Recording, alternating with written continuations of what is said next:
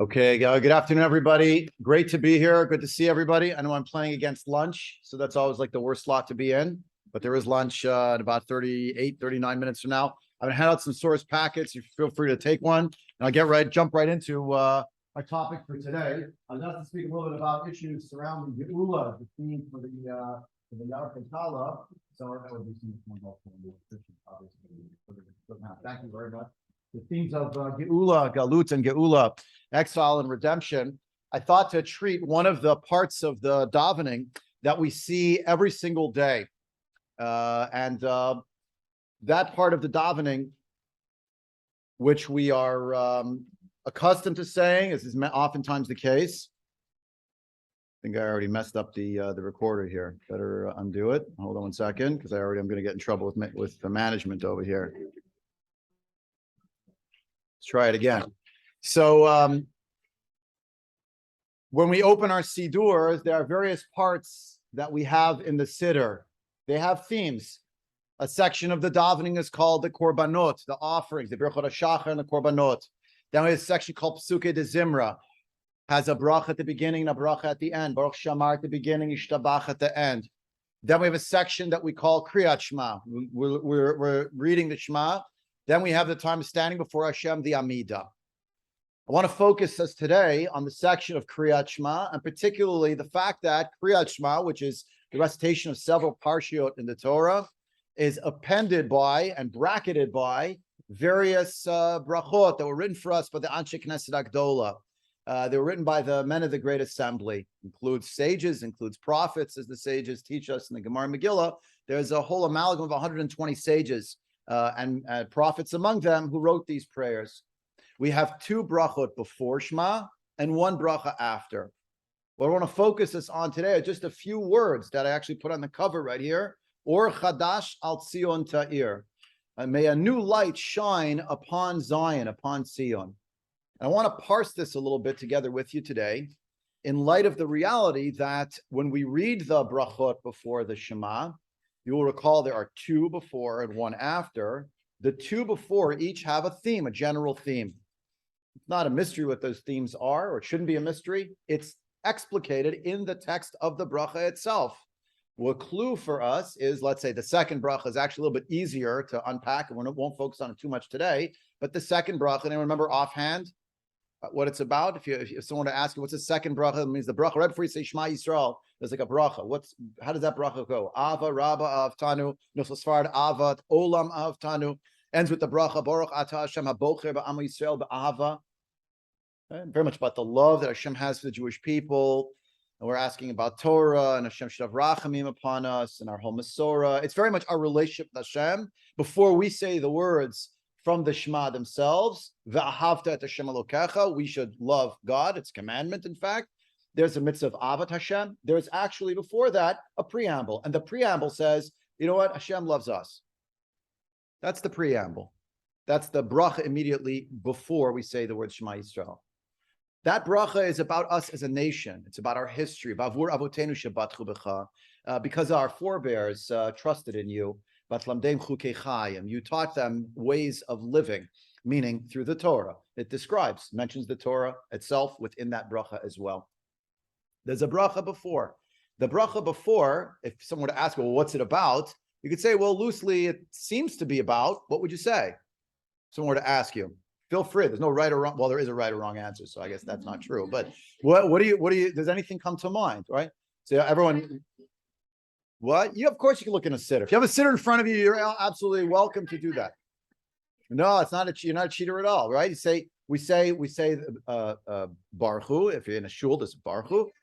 Yotzer Hamaoros, right? So we talk about HaKadosh Baruch Hu as the one who creates the luminaries, the lights.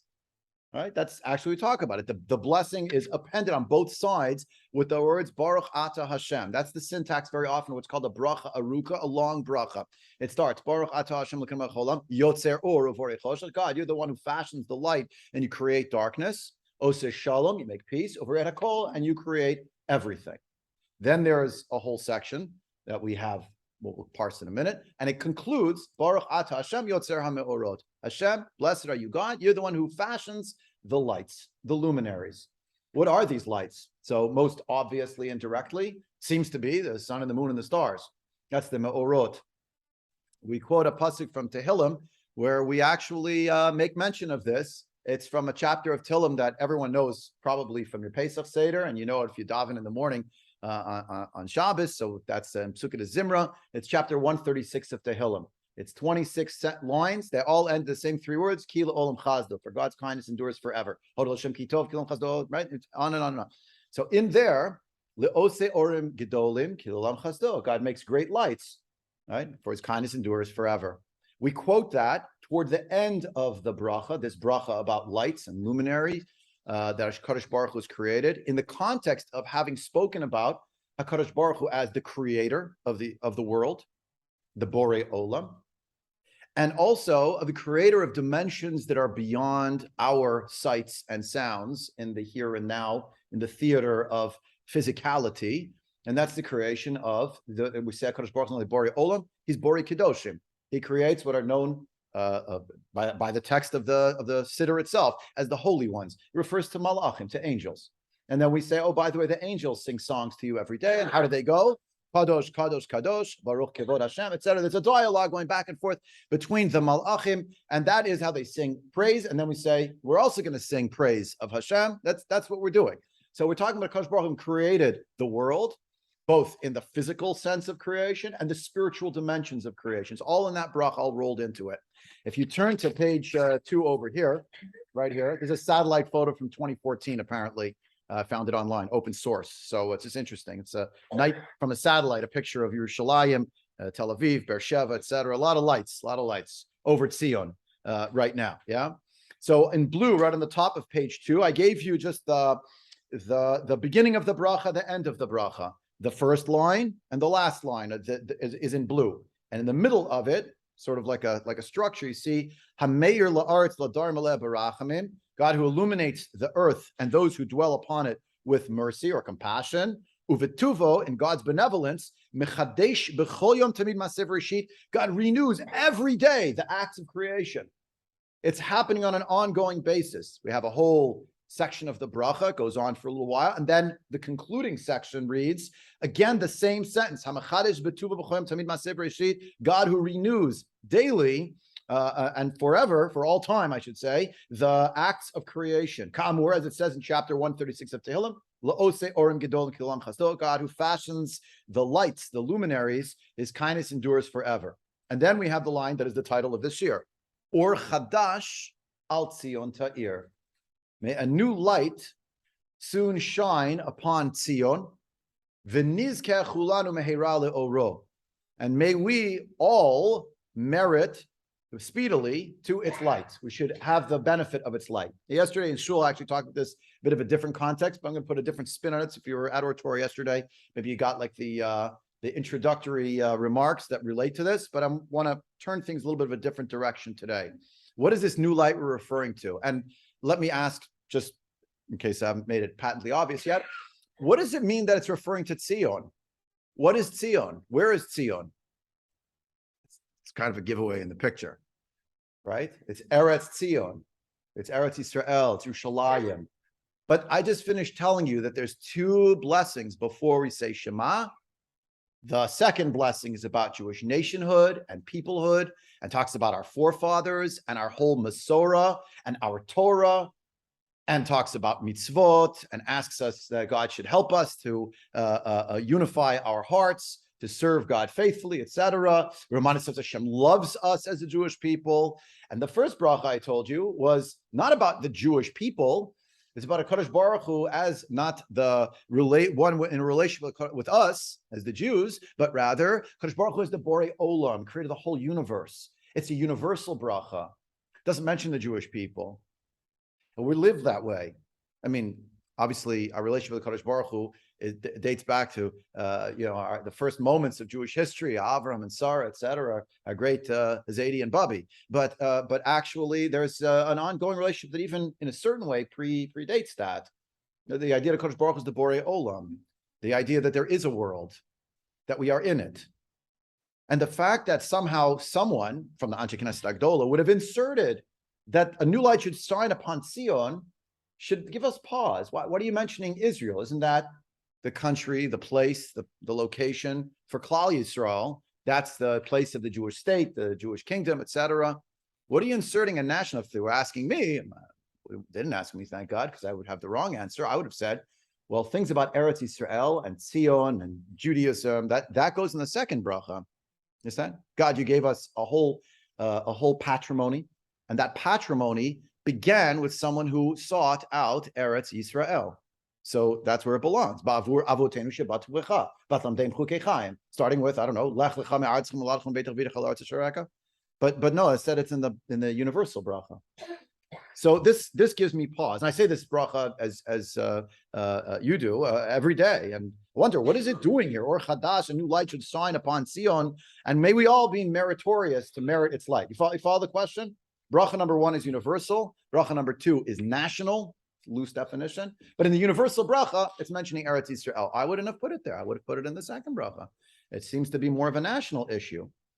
But as it will turn out, now we'll go to a new, deeper level. But I want to show you today a little bit from the world of halacha, but also from the world of Chassidut, is a little bit of a different understanding of what we mean. We refer to this idea of this new light shining upon Tziyon. So open with the Tur. The Tur, he was the son of the Rosh. The Tur wrote a voluminous halachic codex. It became the basis for the Shulchan Aruch.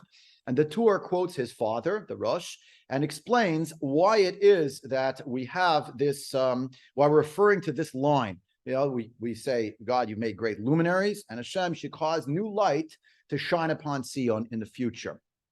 But I'm the third line. I'm right now up against where it says, you see the picture on the left side. So it says there, Jerusalem, if you could see it there, very faint. On to the right of that, it says Tur. So that's a quote from the Tur. On the third line there, Adoni Avi Harosh Zal Katav B'tshuva. They have a shapir me'ena chatima upticha de or. It fits that what is spoken at the beginning of the blessing, that God causes light to shine upon planet Earth or upon the world, the physical world, Hamir la'aretz l'darim alea, and what is at the end of the bracha, toward the end as it's coming in for a landing, which there's a syntax when we have a blessing that the end of the blessing should sort of summarize what the content was when it was a very long bracha, in a bracha aruka. So they're the same. They're the same theme. It's me'ena chatima upticha de yotzer or. How is that? Hainu or shebara kodesh baruch hu misheshit yamei breshit. It is the light that God created at the beginning of the 6 days of creation. But the world was not worthy to use this light. Hashem hid away the light for the righteous in the future. And this is a cryptic statement in and of itself, sounds very mystical. It is. But there's something here about the idea that the light that's being referenced is somehow the light from the time of creation. What is that light? Well, everybody knows the beginning of Breshit, by heart, I'm sure, right? The beginning is the first thing Hashem says, is let there be light. So let there be light, and there's light. And we know that that light is not the light of the sun and the moon, because the sun and the moon don't show up until the fourth day. So it's the first day. What's the or? Say the or. It's some kind of a light. Now, what light is this? We'll have to define a little bit better, but goes on. The Rosh goes on, quoted here by the Tur. Val or zenemar. Regarding this light, it says in the book of Yeshayahu, in a section we're going to read together, Parshat Ki Tavor, a few weeks from now. It's the Haftorah, V'halchu goyim le'orech. The Navi Yeshaya says, in the name of Hashem, to comfort the Jewish people, the nations of the world will walk by your light, by the light of, seems the Jewish people's light. V'hainunami or chadash. And this is also the new light. And this new light refers to the light that God made new at the time of the 6 days of creation, which in the future God will renew and give to us. Can it be that you're putting some dots together? When we think about Tziyon, we think about Tziyon as the place of the Jewish people. It's the place of our nation state, etc. But right here from the Tur, quoting from his father, from the Rosh, you're getting a different flavor. Or chadash al Tziyon ta'ir v'nizkech hulana mehira le'oro. There's something about a universal vision that's going on. I have two hands in the back. Oh, sorry. Hi. Oh, perfect. Exactly. So there has to be some kind of recognition at the time of the arrival of Mashiach Tzidkenu. is that there is a universal component. That's the whole idea, right?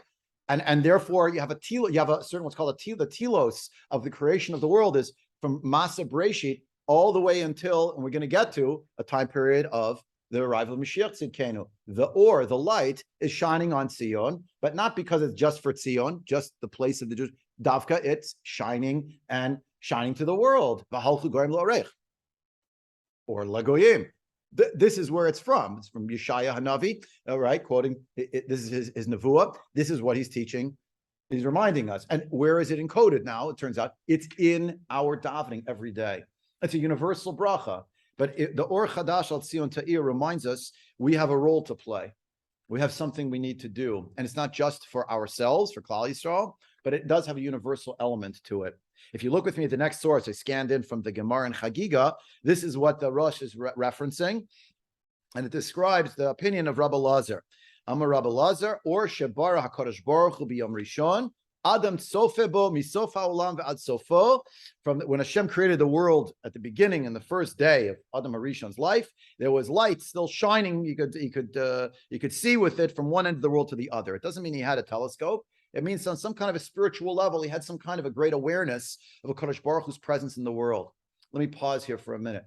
The Hasidim like to say, if you were standing near a window on a sunny day and you stuck your hand out and a ray of light came onto your hand, or shining on your hand, if someone asked you, what is that? Nobody would answer, that is the sun. But what would you say? It's the light from the sun.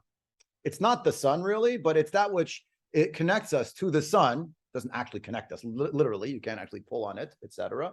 But the point is, by way of analogy, you understand that it is something that is related to its source. And it's not tangible, but it's something that we can have some kind of a vision and understand and appreciate. Vayomer Elokim Yehi Or, Vayehi Or. The or that we're referring to at the beginning is not a physical light per se, but rather a relationship with the Kadosh Baruch Hu, the ability for the world to have a relationship with Hashem. Or Chadash al Tziyon Ta'ir, V'nizkeh Kulanu Meira Le'oro. Who's the Kulanu there? It's not just Kulanu Klal Yisrael, but Kulanu, it would seem, the entirety of the universe. Oseh Shalom V'reit HaKol. So God makes that's what it's referring to. Now the Gemara goes on to say, but Kevan Shinistakel Kadosh Baruch Hu V'dor HaMabul V'dor HaPalagat. Shem saw, as it were, the generation of the flood and the generation of dispersion. He saw that these were very they were depraved generations, etc. Their actions were ruinous. Amad v'ginzo mehen. He hid it away from them. A pasuk to quote to back it up. And who did God hide it for? He hid it for the tzaddikim for the future, right? Vayar Elokim et ha'or ki tov. God saw the light that it was good. And what is tov? A tzaddik is called tov. Quotes a pasuk, also to bolster it, also from the Tanakh, from Sefer Yeshaya. There's a later example where this comes up in Tanakh, where a certain baby is born, and it says his mother saw he was good. Moshe, right? What mother looked at her child and said, the child isn't good? Of course he was good. Rashi throws in, why is he so good? Because the house was filled with light when he was born. Now, it's only later on that his face, was shining from coming down from Har Sinai. What does it mean the light was filling the house?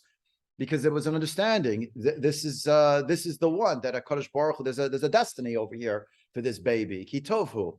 Yeah, the tzaddik, right? There's already sort of this idea. And of course, everybody knows, or zaru ala tzaddik u'yishlev simcha from Sefer Tehillim. The light is sown for the righteous. What does that mean? It means that the righteous are somehow able to bring out into the world the light that is concealed within the world. How? We're going to see shortly, but to preview it, it's with their actions. With their actions. Now, the Jewish people, when we're in exile, according to Tzaddik HaKohen, the bottom page of the page here, page 2, he says that the word Tziyon actually is a reference. He based himself on the Zohar HaKadosh. He says that the reference to the Jewish people in exile is that we are called Tziyon. In exile, the Jewish people, as a people, so in other words, a physical location in the world called Tziyon, but when we're exiled, we are Tziyon, wherever we go. And this is unfortunately manifest sometimes with people who hate Eretz Yisrael and hate Medinat Yisrael, and lo and behold, they'll find us no matter where we are in the world. It's an uncanny thing. and a sad thing, but it's not entirely off base in as much as Kallah Yisrael, Knesset Yisrael, described here. This the coin from Lublin. He quotes it from the Zohar Kadosh. We are Tziyon. Now, what does that mean? We're Tziyon. Am I living now in Israel? I don't have to go. Oh, this is great. I'm already in Israel. No, that's not what it means. Anybody here who's a teacher? Anybody a teacher, an educator? You teach? Okay, awesome. So when you give, do you ever give tests? You can test that. You're getting there. In Hebrew or in English? What's in Providence and Bronx? See, it's not in English. Okay, I'm looking for somebody who gives grades in Hebrew and who writes the grade on the tests, like writes something down, or whoever remembers what is that grade called in Lashon HaKodesh? What is it called? It's called a Tziyon, isn't it? And someone who's excellent is Mitzuyan. Now that's what it's called. It's a Tziyon. That's Tziyunim. That's what a Tziyon is. Now in English you call it that. Those are marks. That's what it means. It's a reflection of that which is a marker that is reflecting. That number is not actually what the child work with me here. They didn't actually perform that number on the test. That number is a reflection of how they did in terms of answering the questions on the test. Okay, it's just a sign. It's a marker. It's a tziyun. And there's a place on planet Earth that's called the tziyun, the Tziyon of a Kodesh Baruch Hu, and it is Eretz Yisrael, Eretz Tziyon. It is the place of the Shechina, of which radiates outward to the rest of the world. And that's why Kallah Yisrael, Knesset Yisrael in the Galut, in exile, can also be called the Tziyon. It was again a quote from Sefer Yeshaya here. V'lomar l'Tziyon ami ata, you're my nation. Tziyon, you're my nation. That's the name of the Jewish people in Galut. Sorry, you wanted to say I didn't material. That's correct. Beautiful. That's exactly the same line. Beautiful. Exactly. And make markers, make things, right? So what is a marker? To remind you of something. By the by, lahavdol fe'avdolot, but in the halachic writing, it wants to describe a gravestone. The marker is called a tziyun lenefesh chaya. That's why it's called that. It's a marker. It's not the person. The neshama isn't there. It's not mamash in a physical way in the ground. Chalila, the goof, yeah, that's the kli, but it's a tziyun because really, right? But that's what it means. Tziyun lenefesh chaya, to a living soul, and this is the idea. Now, the first Rashi already on Chumash wants us to know. Everybody knows this in this august group. I know everybody already knows it by heart. So when we read the whole thing longhand, Rashi asks the question. He quotes from Rabbi Yitzchak. Why did the Torah start here? Why didn't it just start with mitzvahs? The word Torah means teaching and instructions. It's from Hashem. So be practical. Let's get started with 62 chapters into the Torah. In chapter 12 of Sefer Shmot, the first mitzvah. Give me 50 chapters in Bereshit and 12 chapters in Sefer Shmot, where there's not much going on there in terms of mitzvahs. Yeah, some people say, according to the Chinuch and others, the mitzvah Brit Milah is really there, or they dispute it. They say, no, it's in Parshat Tazria. The other, Ginanasha, all different discussions. But that's Rashi's functional question. It's like, why are you starting there? Why don't you start just with mitzvahs? The stories could be in a medrash. They have to be in the book.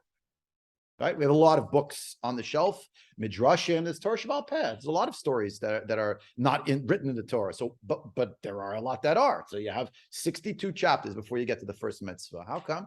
So what does Rashi say? Because someday, the nations of the world may have claims against the Jewish people. And Kodesh Baruch Hu, Koach, it quotes a pasuk from Tehillim, Koach ma'asav higid la'amo, latet lahem nachalat goyim. And so Hashem wanted to demonstrate the power of his actions. Did he want to tell this to his people, to give them the heritage of the nations? So if the nations will come and make claims, so we'll pull out the Tanakh and say that's our claim, that's our counterclaim. And of course they'll say to us, well, that's your chauvinistic view from your book, which we don't accept. And we'll say, okay, but we don't care what you say. So we go back and forth. Yeah, okay. But the Sfat Emet picked up this idea and he tried to explain it a little bit, what Rashi was trying to say, on a little bit of a deeper level. And it's really against the backdrop of what we just talked about before. The Sfat Emet explains the following, that a Kodesh Baruch Hu was trying to teach us here in these stories that there is, of course, a Torah that is written, that has a set of instructions that is formal. That we know. That's what the Torah is. But it turns out that there can be personalities who can live in a certain way that their very actions become Torah. In other words, the way that they conduct themselves is with such a high degree of morality that matches what a Kadosh Baruch Hu wants, the Derech Hashem, that too becomes Torah in the world.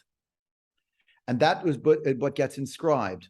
Hashem Barach Ratzalav ki gam olam hazeh b'chol abriya gam kein al yidei koach haTorah, through the power of the Torah's existence. I'm skipping a bit, the idea of that there's a Torah Sheba'al Peh, an oral tradition that precedes a written tradition. You know, you've heard before, the Gemara in Yom Daf Chavchet says that Avram Avinu kept the entire Torah before it was given. How could it be? Well, he's a prophet, so it could very well be. And not only could it be, but the Gemara says it is. But it's not written in a book. Yes, but who said the Torah had to be written in a book initially? Initially, it wasn't written in a book. Yeah, understand? So, and the idea that Kadosh Baruch, everybody knows the Medrash, and he's quoted here as well in the Svatim.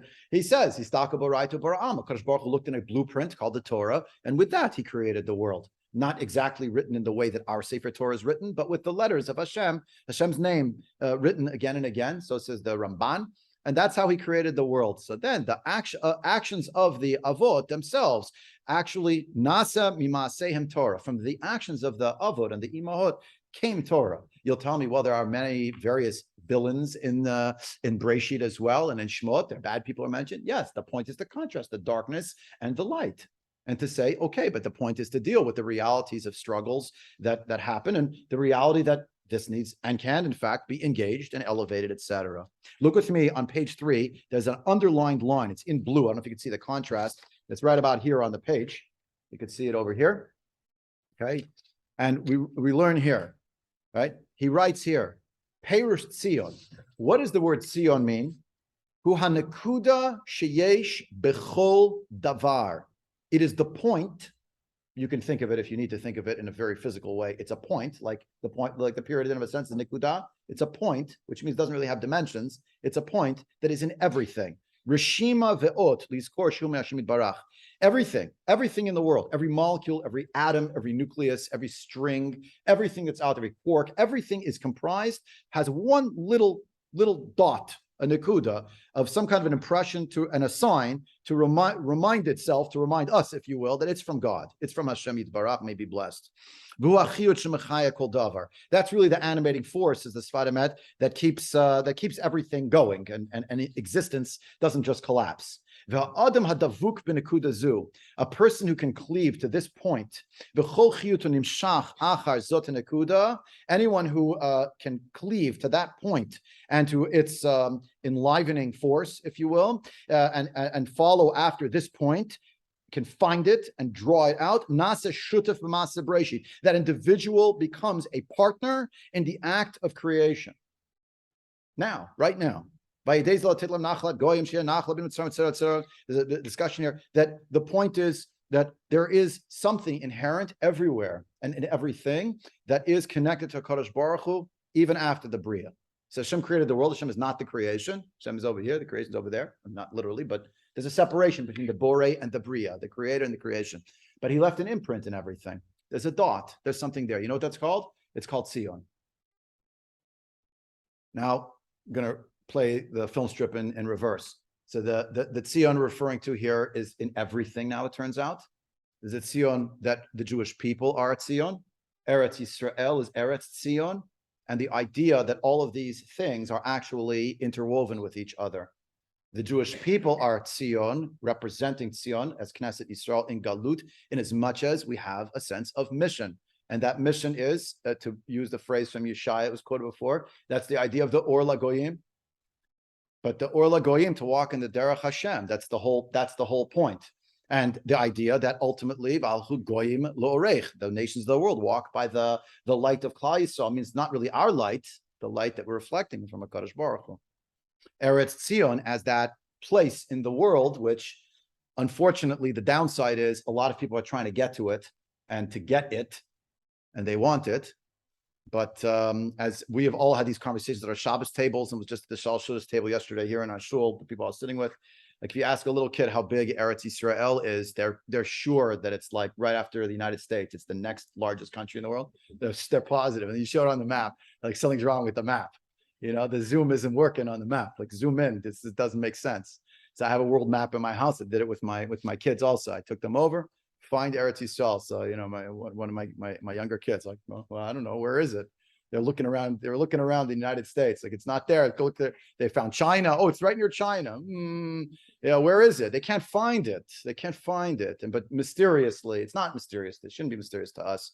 We shouldn't take it only as a negative. Take it as a very big point of pride that HaKadosh Baruch Hu is guiding things in a certain direction, or that particularly the Har HaBayit is so sought after. I spoke about it yesterday, but if you just Google, you can use Google to the extent that Google is an authority. If you count up the number of people who affiliate somehow with some kind of monotheistic religion, I'm not claiming they're all monotheistic. I'm just saying they're in the parsha. They're not mamish bowing down to constellations and I don't know what and pieces of wood. There's something there that's connected. It's like half the world population. Someone connected to Yerushalayim, someone connected. So, okay, this thing's moving. I don't know what the pace is, but we see that there's something that's happening. And that brings us to this coming weekend's Haftorah, which ends with a line that seems to be hopeful. I think it is hopeful. Tziyon b'mishpat tipada v'shaveh b'tzdaka. We learned that Tziyon can be redeemed through mishpat, and its captives can return through tzedakah. Right? So there can be a return, and it tells us the royal road to get there. The Mitzudat David says this is the mishpat that Hashem that will be the mishpat that we've done within Tziyon. So that will cause a redemption. Shaveh, those who are captives, who are out of the country or out of Israel, but you could say also who are in exile through tzedakah that they will come back home. The Malbim along the same lines, a little bit different. Right? He says the capital city is Tziyon, Yerushalayim, that there was a miscarriage of justice, so will be redeemed. When people will do mishpat again, justice will be meted out, means that there will be, through that, will pedut v'hatzala, means redemption and rescue will arise. Shaveh is Shevet Yehuda, the Jews from Judea. She'ashuvu el Tzion, min Agola, though in exile they'll come back home. Shayachat ta'am b'mashi ivtu tzedakah ben adam l'makom. They had done something that wasn't positive. In other words, they perverted something involving the righteousness between humanity and Hashem. So that will be redeemed through tzedakah. They'll justify their actions, means they'll turn back to the right kind of a path. Tziyon b'mishpat tipadeh b'shaveh b'tzdaka. Tziyon b'mishpat tipadeh b'shaveh b'tzdaka. The question that came up from the Admor HaZaken of Chabad, of Shneim Zaman of Liad and Likutei Torah, is on the back page. He says, I don't understand. Why did it have to say in the verse, Tziyon b'mishpat tipadeh b'shaveh b'tzedaka? Couldn't it just said Tziyon b'mishpat u'tzedaka tipadeh? We have two things here. Tziyon is going to be redeemed, and then we have in the captives through tzedakah. And he wondered if perhaps there are two different layers going on here. There's something called Tziyon, and there's something called those who have gone to the Shevi, out to captivity. And let me briefly explain to you what he talks about over many pages. A very involved idea. But I thought it was important and instructive for our feeling when we're davening, and not just in terms of a national sense of mission, and not just the light that's reserved for the tzaddikim. By the way, where are the tzaddikim? So before we look for the tzaddikim of every generation, so we have to try our best. Maybe we're not going to get there. We try our best in our Dalet Amot, to call a person, to look in on somebody, to say a kind word to somebody, to help somebody. I mean, right? These are all ways that we can aspire to it, to help somebody do a mitzvah, to bring someone closer to Kadosh Baruch Hu, to learn a little more Torah. There's so many different things that we can do to connect ourselves. And in fact, should be zocheh to the light. Okay, we're waiting for Hashem, we're davening to Hashem for it, but we also have to do our part. We have to try what we can do. It's a sense of mission, and it's a universal goal. It's not just for Kallah Yisrael. It starts with us, but it doesn't end with us.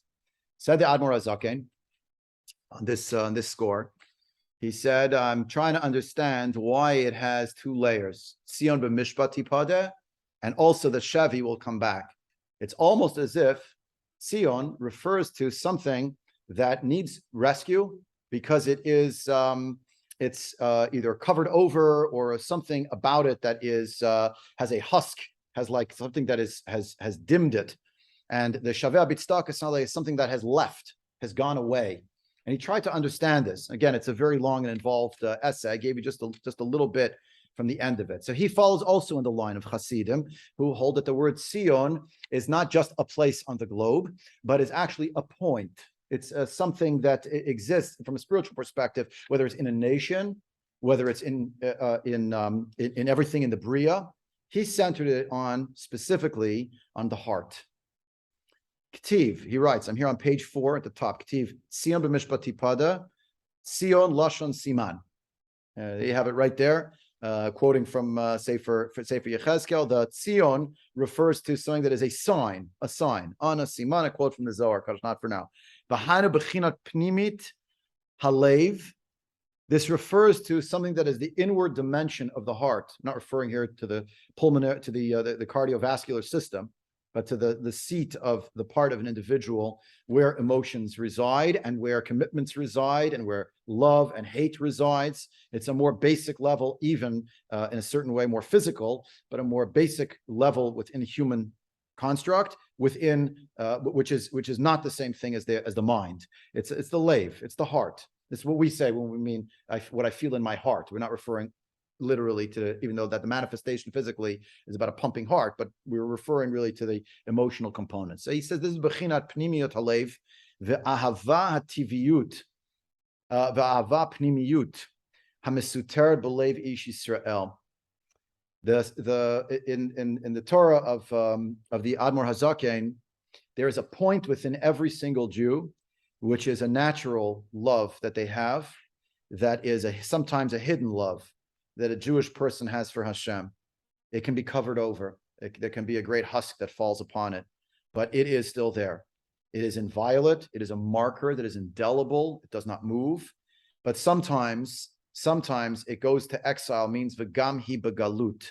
It is exiled, means that one loses touch with this part of oneself, with this Tziyon, which is the Tziyon, again, of that nikuda, of that point of a connection to Hashem. And when that happens, v'tipadeh b'mishpat, how will it be redeemed? Through mishpat. What is mishpat? Literally, it means justice. But again, we're dealing here on a channel that's like a lower, I don't mean lower in its level of sanctity or something. I just mean it's a deeper level. It's the word I was looking for. It'll be through justice. Justice means something that's an orderly process. Says the Admor Zaken, Hainu halachot. It means halachot. It means the following of the halacha, which is a way of going, a certain path of activity. V'hainu, k'moshe amru Rabbeinu zichron livracha, eina galut mikansot ella bizchut hamishnayot. Shene'amar ki yitnu gam ki yitnu bagoyim ki haTorah or. I'm just going to focus on the last part there with the Torah or. He's basically trying to, the gist of it is, Tziyon, how does one reveal that which is within them? That is the element, that's the ava, the love that exists within every Jewish heart for Hashem. It can become very, very exiled, means that one is totally out of touch with it. The only way to get back in touch with it is to recognize that the fulfillment of the Torah that we have, that which Kodesh Baruch Hu gave us, mitzvot, etc., through practical processes, that is actually the way to draw one closer. He has a big explanation of how one gets there that I can't give you the whole recipe today, but he said there is a way, and that's because the Torah itself is a source of light, i.e., it'll connect us to the tziyun that is within every person. But this exile can happen. It can be very, very bad. A person could be very, very exiled from themselves. But he refers to this idea that's Tziyon b'mishpat tipadeh. There's an orderly process that one can engage in order to draw out from that place. But there's another layer, another dimension. And this other dimension is one that requires tzedakah. V'shaveh b'tzedakah. What is v'shaveh? Its captives need tzedakah. Explains Admor Zaken on the second paragraph now on the page, finishing now in about 90 seconds here. Shnei chalalei halev. The two cavities of the heart. This is also a spiritual idea. That there's deeper layers of what's going on in the internal process of a human being. But he writes, Shem shvuyim mamish. These aspects within the heart are actually in captivity, because every heart, he says, is engaged with both a notion of simcha and a notion of mirirut. Mirirut means like something that's bitter, like maror. It's an element of bitterness. that every human heart contains within it. And there's an element of joy, of simcha, every human heart. They can be out of whack. They can be off balance. And sometimes someone can channel their sense of bitterness, their feeling of embitterment about what they're missing from their relationship with Hashem, meaning I can do better. It's a feeling that leads to tshuva. Or a person could have already allowed that sense of embitterment to be channeled another direction. I'm embittered that I haven't received enough of my due in this world. I didn't make enough money. I didn't get the right job. I don't have the right material possessions. This didn't work out. That didn't work out. It's all about this worldly moments. It's not about relationship with Hashem whatsoever. It's about focusing just with my eyes looking downward on the lateral plane, or worse, looking downward completely. And he writes this, Vishaveh, meaning those who are captive, those aspects of the self, not this inner inviolate part that is unique and solitary and singular, and that is our relationship with Hashem that doesn't change, except it needs to be revealed. There's something else. A person's priorities can be messed up to the point where they've gone into captivity. A sense of embitterment in their heart is about chesronei ha'olam hazeh, v'chein hasimcha shahaita ru'u liot min ha'mitzvot, and the joy a person should find in doing mitzvahs now is totally changed over. The simcha they get instead is from fulfilling desires in a this worldly fashion. It's as if their emotional register has gone out into captivity. Why gone out? Because other priorities have filled that void. And that's where the emotions are being channeled. That's not true for Tziyon. There's no counterpart to Tziyon. Tziyon is unique. There can only be one. And the idea, therefore, that it is either covered or uncovered. But when it comes to the part of the aspect of the person, of the Shevi, what goes out to Shevi, that's on an emotional plane. A person's priorities can start going in different directions. That aspect, v'hema yiftu b'tzdaka, that can only be fixed through tzedakah, meaning rachmanut al ha'ani, engaging in acts of compassion for others. Umida kineged mida rachem aleinu, have mercy upon us. V'tein b'libenu bina, ubina liba. The idea that the heart is associated with the aspect of bina, and that's why we daven in the second of the two brachas for the Shema. We say v'tein b'libenu, Ashkenaz. We say v'tein b'libenu lahavinu lahaskil, etc. And Nosach Sfar v'tein b'libenu bina. We're looking for that. We're asking Kodesh Baruch Hu to help us with it. Let me sum up what we just saw just in this little section here, and then I'll close. What Admor Zakin is saying is essentially that an individual has an aspect of Tziyon that is in their heart, but that can be covered over. Exile is not just what happens on the national plane. The Jewish people were exiled from Yerushalayim, means there was a place on the globe and we were moved away from it. Exile is an inner state. It's a feeling that I'm so far from Hashem. And that feeling of exile is what we're trying to make redress for in the time period of the 3 weeks, the 9 days in Tisha B'Av. A feeling that the Tziyon that is me, is far from Hashem. Tziyon b'mishpat tipadeh. Tziyon can be redeemed. Even in a time when, on the external side, we are sad. And we're gonna, have to, it looks like we're going in that direction. I hope it doesn't go there, but it might go there. We have to observe Tisha B'Av as a sad day on next week. It might happen. And if it does, okay, so a person says, I'm so far from Hashem, but I know there is a Tziyon. And I'm davening for the redemption of Tziyon. I'm davening every day. Or Chadash al Tziyon ta'ir. May the light shine, again, a renewed light shine, not just on Tziyon, the national, the universal, but the Tziyon that's inside me. Or Chadash al Tziyon ta'ir. Hashem, please give me a little bit from the light from the beginning of creation. Let me renew myself. I'm davening for me, I'm davening for everybody else that I daven for. We should all be able to recapture that light, to come back to it again, to come back to that place. If we can do that, then hopefully, based on the Radomsker, I'll just quote you the pasuk we say it every day in davening. Yismach Yisrael ba'osav b'nei Tziyon yagilu v'malkam. May Israel be very happy and gladdened through the one who made them.